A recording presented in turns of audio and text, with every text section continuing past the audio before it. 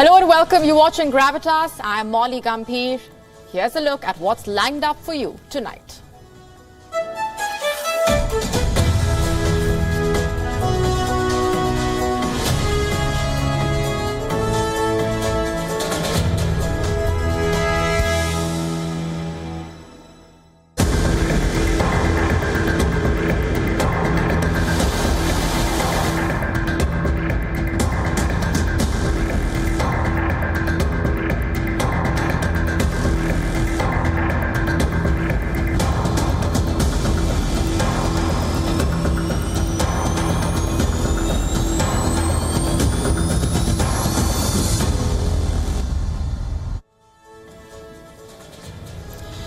Our top focus tonight comes from the Korean Peninsula. The region has been in the news for weeks now, thanks to North Korea's repeated missile launches.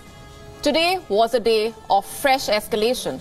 North Korea has fired over 20 missiles, 23 to be precise. South Korea responded, it fired 3 missiles, but that's just one part of the story. What is brewing behind the scenes? Why is North Korea upping the ante and why now? What is the trigger for this fresh escalation in the tensions? That is our top focus. 미사일이 울릉도 인근에 떨어졌다 합니다. 그래가지고 당분간 오전에 전부 자살이 마시기 바랍니다. 감사합니다. What you just saw was unprecedented. South Koreans on the island of Uleong woke up to an air raid alert today because North Korea fired a flurry of missiles. Not one, not two, but at least 23 missiles were launched. 17 in the morning and 6 in the afternoon. And that was not all. Pyongyang fired about 100 artillery shells as well. This escalation forced South Korea to respond, and Seoul dispatched fighter jets. And they fired missiles as well. Such an exchange has not happened since Korea was divided. What does this mean for the region? That is our cover story tonight. So here's what happened today. North Korea fired several short-range missiles. One of them landed less than 60 kilometers off the city of Sokcho. And this was dangerously close to the Uleong island. This is South Korean territory. It set off air raid sirens. Some 9,000 people live there, and the residents were asked to rush to underground shelters. No one was hurt. But why does this matter? Because the North breached the northern limit line. This is the de facto border between the North and the South. It was drawn by the United Nations at the end of the Korean War. The North Korean missile breached this border. South Korea sees today's events as a serious provocation. Its president, Yoon Suk-yeol, called it a territorial invasion. Since 8:51 a.m. today, North Korea launched 3 ballistic missiles and one of them landed in the East Sea, south of the northern limit line. Today's launch is the first time a North Korean missile landed near our territorial waters, south of the NLL. And this is unprecedented and unacceptable. Our military will respond sternly to this act. And this was their response.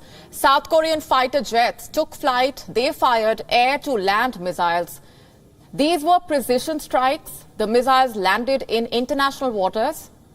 But they were not too far from North Korea's own territorial waters.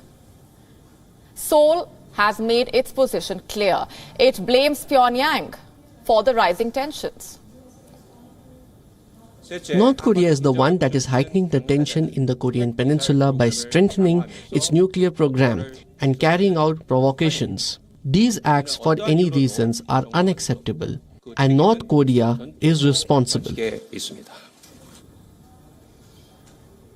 Now, there has been a slew of reactions. Neighbor Japan termed North Korea's actions utterly unacceptable.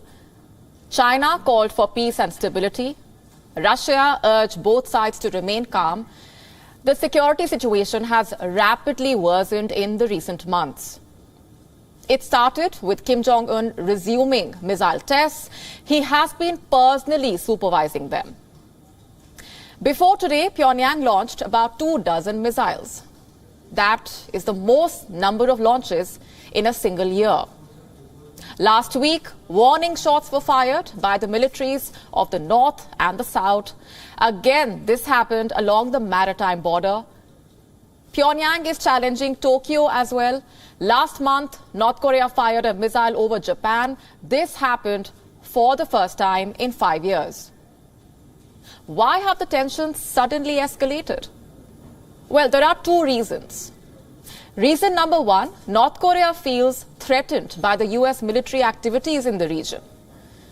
2 days ago, America and South Korea started a joint military drill. It happens every year. The scale is massive. At least 240 aircraft, thousands of military personnel are involved. The planes will perform about 1,600 sorties. And North Korea was quick to condemn this exercise. It called them a rehearsal for an invasion of the North. Consider this recent statement from Pyongyang. If the United States continuously persists in the grave military provocations, the DPRK will take into account more powerful follow-up measures. Reason number two, Pyongyang is engaging in pressure tactics. South Korea's Yoon has vowed to take a hard line against North Korea. It was one of the key campaign promises. He has described North Korea as the main enemy. Last week, the South Korean president said this to the country's parliament. We will strengthen deterrence against North Korea with overwhelming capabilities through combined defense posture between South Korea and the US and the trilateral security cooperation between South Korea, US and Japan so that our people can continue their daily lives without worries. Strengthening deterrence and rallying allies. Yoon is clearly in no mood to make any concessions to the North, and today the South Korean president summoned his military. He wants them to ensure that North Korea pays a price for its provocation. But is he playing into the hands of North Korea? Experts believe today's missile launch could be a scare tactic. By triggering air raid sirens, Pyongyang can threaten South Koreans. What will North Korea get out of this? It might put pressure on Seoul and force the Yoon government to change its approach. If that was the objective behind today's actions, the missile launches have clearly boomeranged on Pyongyang. South Korea wasted no time. It went on the offensive and quickly mounted a military response. Seoul has the overwhelming support of its allies as well. And the ball is now in Kim Jong-un's court. Will he continue to escalate the tensions or dial them down?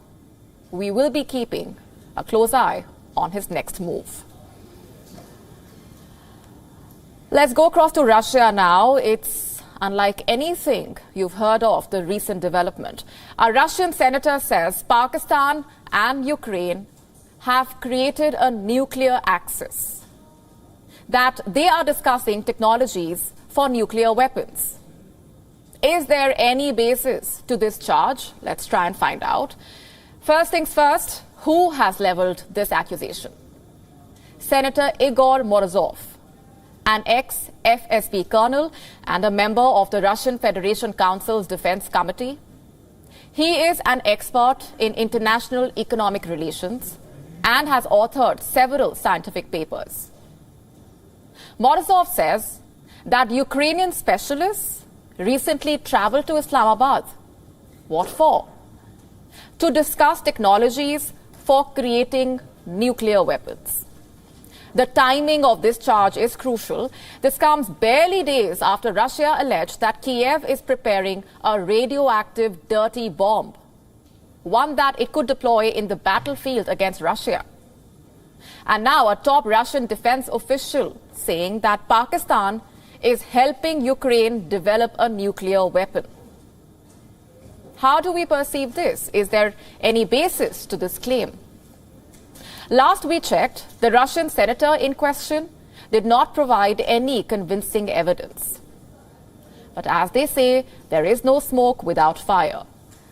So Russia's claims may not entirely be baseless, and I don't say this without reason.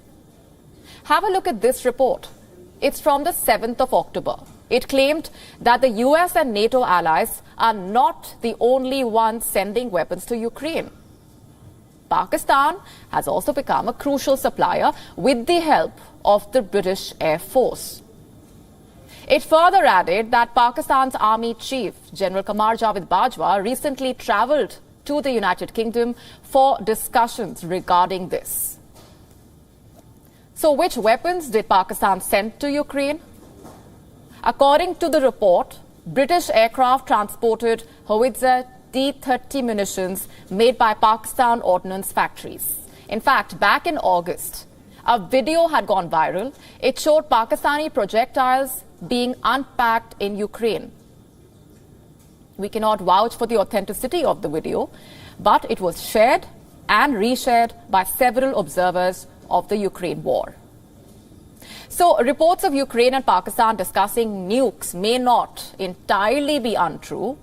According to reports, arms dealers based in Islamabad have reportedly been in touch with a defense group based in Bulgaria in order to ensure third-party supply of weapons to the Ukrainian government. And in a similar development, a Ukrainian company based in Kiev had apparently contacted a cargo firm in Pakistan to secure the supply of gloves for the Ukrainian army. Has Islamabad said anything about this? Yes, it has. It has called the Russian senator's charges unfounded and baseless. The country's Foreign Office spokesperson has also sought an official explanation from Russia for the same. This is what he said in a detailed statement. Let me quote here. "We are surprised by such an unfounded and baseless statement. It is without any rationale and is entirely inconsistent with the spirit of Pakistan-Russia relations. We are seeking clarification on this from Moscow." Now, remember, ever since Imran Khan was ousted from power, Pakistan has maintained a delicate balance on the Russia-Ukraine war. It has not explicitly condemned the Russian invasion, nor has it taken sides with Ukraine. But such statements by Russian senators, such reports of Pakistan helping Kiev, only prove that Russia has sensed its bluff. And it will not hesitate in calling it out. This story is still developing, and we will be keeping a close watch. Let's now talk about Pakistan's neighbor, Afghanistan. Former top Afghan general has now claimed that Russia's Wagner group is recruiting Afghan commandos. What for? To fight its war on the battlefield against Ukraine. Now, for the unversed, the Wagner group is a private Russian mercenary force which has close ties with the Kremlin. Moscow apparently uses this group to fight proxy wars the world over. In recent months, mercenaries from the Wagner group have been spotted in the Luhansk region, and now it turns out that some of them happen to be Afghans. According to reports, over 15 Afghan commandos have already joined the Wagner group, and thousands more could be recruited in the months to come. The Afghan general behind this revelation says these commandos are being discreetly sent to Ukraine as proxies for Russian soldiers who have either returned or have died. Remember, these commandos are not amateurs. They were trained by the United States to fight the Taliban. But since the fall of Kabul in 2021, thousands of them have escaped Afghanistan, fearing the Taliban would not spare them. And they are now being contacted with offers to join the Russian military in Ukraine. The story is still developing, and we will be telling you more as and when it emerges. On to Saudi Arabia now, which is raising an alarm. Disturbing reports have emerged. Riyadh has reason to believe that the kingdom could be attacked. Saudi officials allegedly have credible intelligence. It says an attack by Iran is imminent, and Riyadh's energy infrastructure could be targeted. Saudi Arabia has shared the details with the United States. But considering the frosty ties between Washington and Riyadh, will the US intervene? Here's a detailed report. Saudi Arabia is on high alert. Riyadh has reason to believe Iran could wage an attack. Even the United States finds these allegations credible. We are concerned about the threat picture. We are in constant contact through military, diplomatic, intelligence channels with the Saudis, and we won't hesitate to act in defense of our interests and our partners in the region. What is Riyadh worried about? Officially, Saudi Arabia hasn't revealed the specifics, but some reports have emerged. They say Riyadh has credible information about Iran's plans. Saudi Arabia and Erbil in Iraq are the possible targets. The attacks could happen within 48 hours. Reports quoting Saudi officials say they are supposed to serve as a distraction and turn the attention away from the civil unrest in Iran. Since September, Iranians have taken to the streets in large numbers against the regime.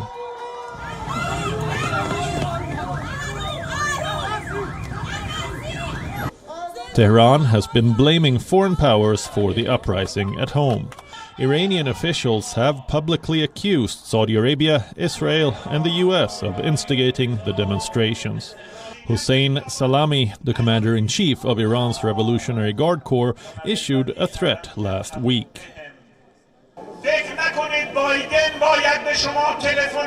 Do not think that Biden must call you and tell you to take to the streets, or Dempsey, or McKinsey, or Benny Gantz, or Lapid for that matter, or Saudi Crown Prince Mohammed bin Salman, who diced up the corpse of that journalist and dissolved it in acid. These people will not call you directly. They will use their media to force you to stand against your people and society and fighters.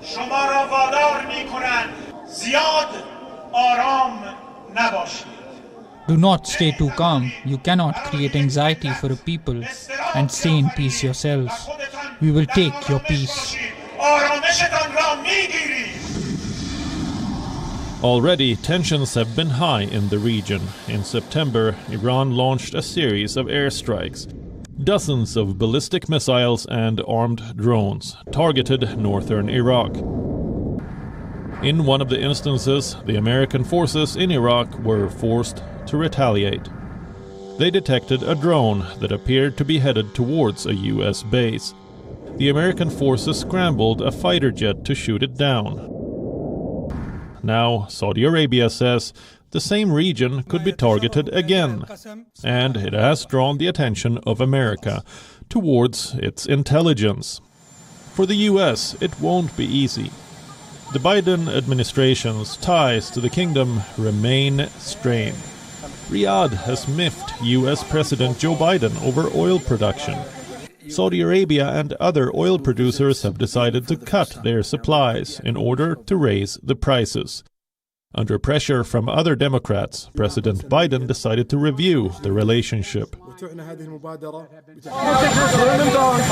now, they're calling for a stopping of U.S. arms sales to Saudi Arabia. Do you support that legislation? We're going to react to Saudi Arabia, and they're doing a consultation when they come back, and we will take action.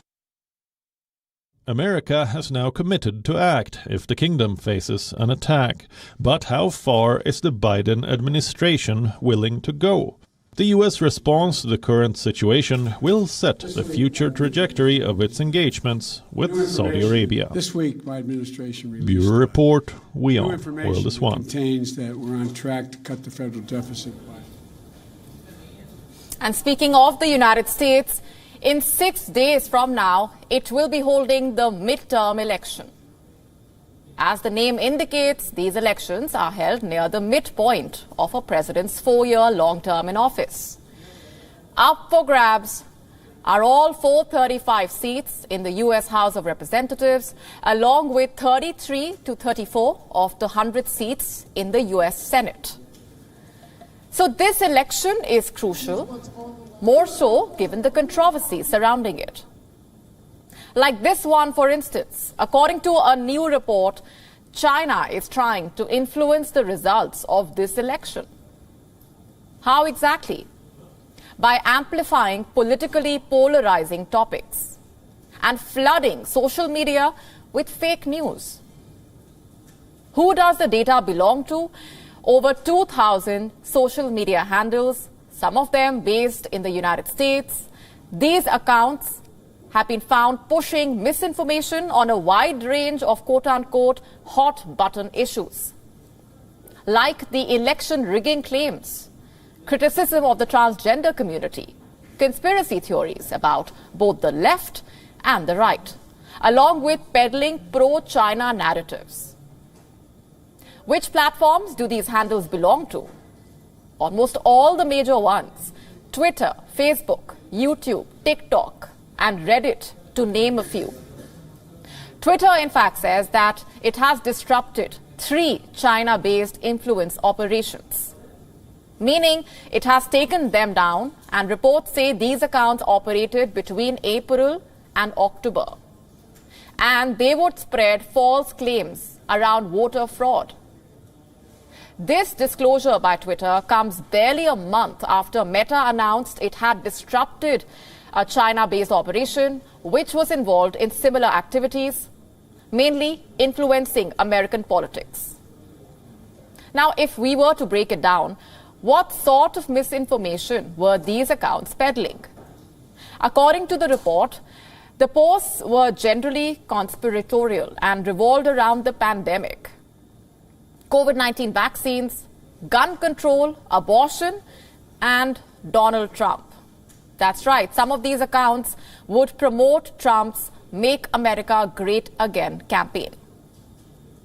The investigators behind these findings say that this online misinformation campaign is operating with the support of political forces in the People's Republic of China, a charge Beijing has vehemently denied. This is what a spokesperson at the Chinese embassy in Washington has said. Let me quote: "Such accusations are completely fictitious and made out of thin air, and the Chinese side firmly objects to them. China upholds the principle of non-interference in other countries' internal affairs, and we have not the slightest interest to interfere in the U.S. election." Now, here's the thing. Beijing's alleged efforts to meddle in the U.S. elections may be relatively new, but it has spent years developing strategies to influence elections the world over. In Australia, Beijing-linked donors directly paid prominent politicians in an attempt to influence Australian foreign policy more favorably towards China. In Southeast Asia, China has reportedly supported pro-Beijing businessmen in order to take control of media houses. What does that tell you? That Beijing's web of influence is long and wide. From Australia to Southeast Asia and now the US, the Chinese propaganda machinery seems to be spreading its tentacles the world over. And these revelations around the US midterm election only reaffirm this. Turning focus now to Brazil. On Sunday, Luiz Inácio Lula da Silva won the election. He will be taking over as president on the 1st of January next year. But the incumbent president, Jair Bolsonaro, has not conceded defeat. There were fears that he would contest the election result, but he has not done that. Bolsonaro says he will be respecting the Constitution. But does that mean a smooth transition? Our next report getting you the details. Brazil faced a polarized election. It was right-wing Bolsonaro versus left-wing Lula da Silva. Before the election, Bolsonaro had already raised doubts over the sanctity of the polls. After he lost to former President Lula da Silva, he stayed silent. There were fears that Bolsonaro would not concede defeat, fears that he would live up to his moniker, the tropical Trump. On the day he won, Lula da Silva expressed his doubts. The defeated President Bolsonaro should have called me to recognize my victory. Up to now, he hasn't called. I don't know if he will or if he will concede. Bolsonaro's silence led to demonstrations by his supporters. Truckers backing Bolsonaro blocked Brazil's roads. His followers cordoned off Sao Paulo's airport. They insisted the election was fraudulent. The biggest fraud in Brazil's electoral history.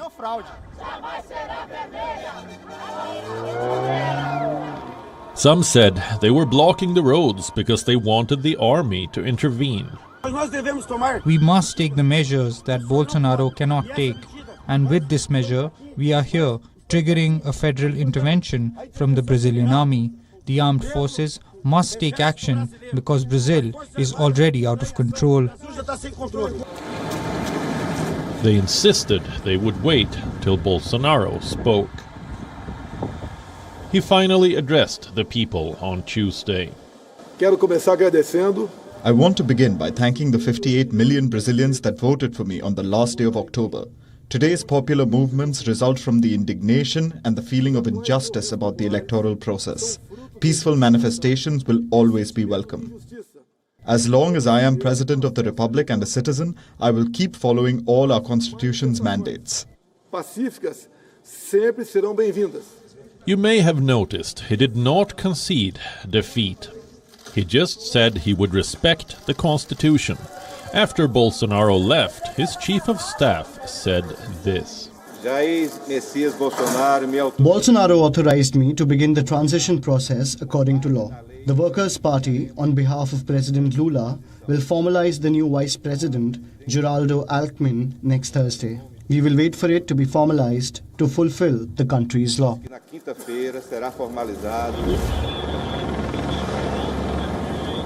So Bolsonaro hasn't officially conceded defeat, but he has authorized the transition.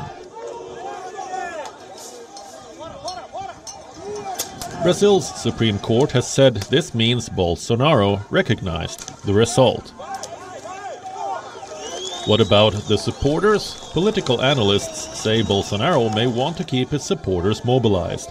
He may choose to leave the issue simmering until the next election in 2026.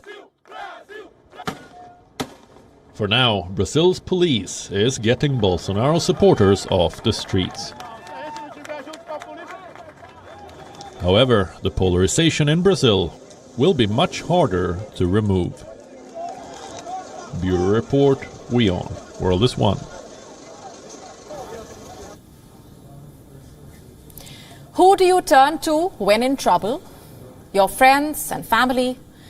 Who do you rely on for your safety in case of a serious threat to your life, in case of a crime? The obvious answer is the police. They are looked upon as the protectors in our society, but there are unfortunate cases where the protectors turn predators. Like in the case of what happened in the UK. A 33-year-old woman, Sarah Everard, was killed last year. How did she die? Everard was raped and killed by a serving police officer as she was walking home in South London. Let that sink in. She was raped and murdered by a serving police officer. Her killing triggered a debate around the safety of women and about the police force. Are there adequate checks in place for those who are being inducted into the police force? Is the police recruitment process foolproof? Was this a one-off case? Well, the answer emerged today, and it is worrying, to say the least. According to a watchdog, 725 sample cases closely examined in this review, there were concerns about 131 officers cleared to serve in the police forces. What's more worrying is that the watchdog said the actual total could be much higher. 8 forces were examined. 1 officer convicted of domestic abuse. So what is the problem? Why is this happening? This vetting process is supposed to be conducted when one is applying to join or be transferred to a police force, and then every 10 years or every 7 for sensitive positions. But the problem lies in how rigorously this process is actually followed. Close supervision, monitoring the applicants with the family members linked to organizations. Now to a question that could be mistaken as prying. How many of you can stand on one leg comfortably? As children, a lot of us would be comfortable balancing ourselves. We could stand on one leg, even play hop. But how many of you can still do that? What if I told you that balance could be key to your physical health? Well, one study has found that the inability to stand on one leg for 10 seconds is associated to heightened risk of death. It's true. And before I tell you why, let's try and understand what exactly is balance. It is the ability to distribute our body weight. It is a synchronization of different parts of our body, the muscles, the nerves, the sensory system, our eyesight. And when all of them are able to synchronize, work together perfectly, we have the perfect balance. Now, balance is not something that we are born with. It's not even a skill that we can acquire. Rather, balance is an ability to distribute your body weight.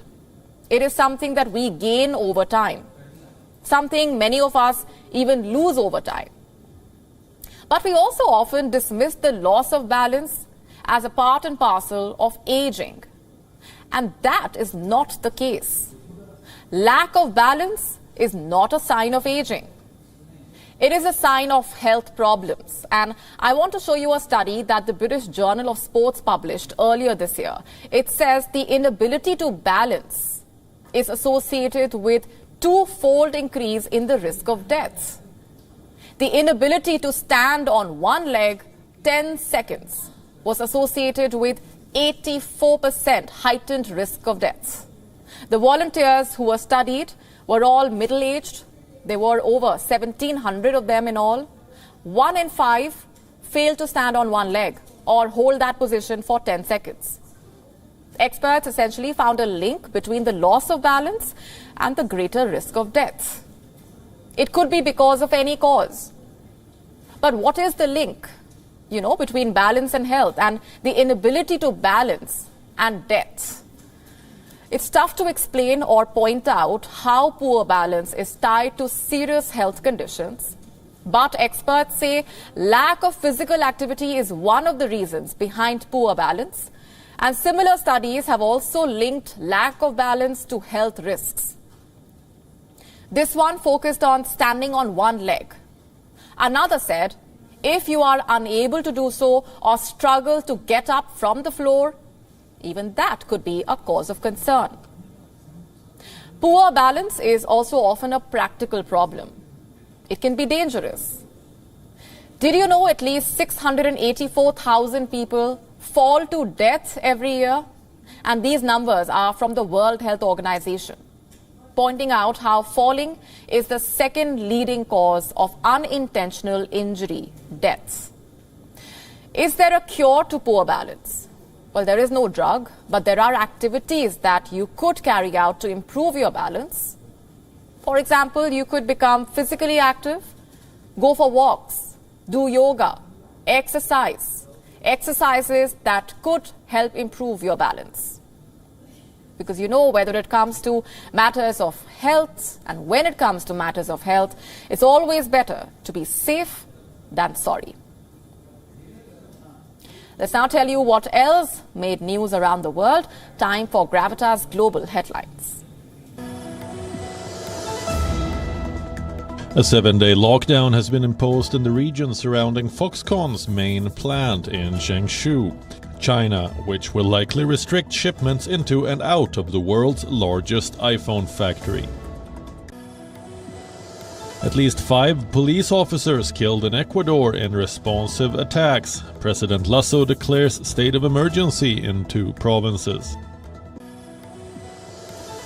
Former Israeli Prime Minister Benjamin Netanyahu says his party is close to victory after exit polls suggest a comeback for him. China denies it had set up police stations in the Netherlands, says they were centres to help Chinese citizens renew documents, a day after the Dutch government ordered closure amid a probe. Chief Twit Elon Musk announces $8 a month charge to verify users' accounts, arguing that the plan would solve the platform's bot problem. UK Prime Minister Rishi Sunak to attend a COP27 summit after initially saying he was too busy with domestic problems to attend the conference in Egypt this weekend. Civilians attack a United Nations peacekeeping convoy in Eastern Democratic Republic of Congo when it stopped at an army checkpoint near an internally displaced persons site. Russia says it is resuming participation in the Ukraine grain deal 5 days after it suspended the deal, alleging drone attacks by Ukraine on its Black Sea fleet. India beat Bangladesh by 5 runs to close in on a T20 World Cup semi-final berth. Virat Kohli and KL Rahul scored 50s to take India to 184 for 6 in Adelaide, defending a revised total of 151 in 16 overs. Bangladesh were restricted to 145 for 6. India now moved to top of Group 2 with 3 wins out of 4. Tottenham Hotspur are through to the last 16 of the Champions League after a last gasp 2-1 win over Marseille. Fellow Premier League side Liverpool concluded their group stage campaign by ending Napoli's unbeaten start to the season. However, the Italians still topped Group A. With that, it's a wrap on this edition, leaving you with Gravitas Images. Thanks very much for watching. Thank you.